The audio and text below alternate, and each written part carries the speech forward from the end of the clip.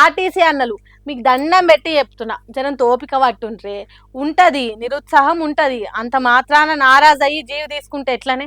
మీరు పోరాటం చేసేదే పెండ్లాం పిల్లలు మంచిగా బతకాలని. అసొంటిది మీరు పానాలు తీసుకునే దానికి పెట్రోల్ మీద పోసుకొని అంటించుకుంటే ఎట్లనే? అన్న ఆర్టీసీ కార్మిక అన్న, జర ఆలోచన చెయ్యి.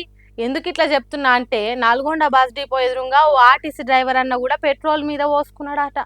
అందుకే చేతులు జోడించి చెప్తున్నాం, మీరు గసంటి ఆలోచనలు చేయకుండ్రే.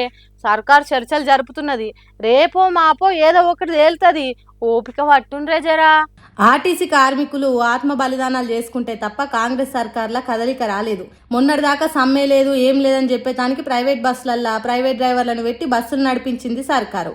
అందుకు బాధపడ్డ ఆర్టీసీ అన్నలు చచ్చిపోతున్నారు. ఈ ఆత్మ బలిదానాలు ఎక్కడికో పోయేటట్టున్నాయి. సర్కార్ను సావు దెబ్బ కొట్టేటట్టున్నాయని చర్చలకు పిలిచిండ్రు ఆర్టీసీ జేఏసీని. బస్సుల మంత్రి పొన్నం ప్రభాకర్ సారు, ఐటీ మంత్రి శ్రీధర్ బాబు సారు, ఇంకో ఇద్దరు మంత్రులు వివేక్ వెంకటస్వామి, అడ్లూరి లక్ష్మణ్లు చర్చలకు కూసున్నారు. ఆత్మ బలిదానం చేసుకున్న శంకర్ గౌడ్ ఆత్మకు శాంతి జరగాలనని 2 నిమిషాలు నిలబడి మౌనం పాటించిండ్రు. సరే మంచిదే గాని అయ్యా మంత్రివర్యులు, ఆర్టీసీ కార్మికులకు మీరు ఇచ్చిన హామీలు గుర్తులేవా సారు? ఇచ్చిన మాట ప్రకారం ఆర్టీసీ కార్మికులకు హామీలు నెరవేర్చాలి కదా.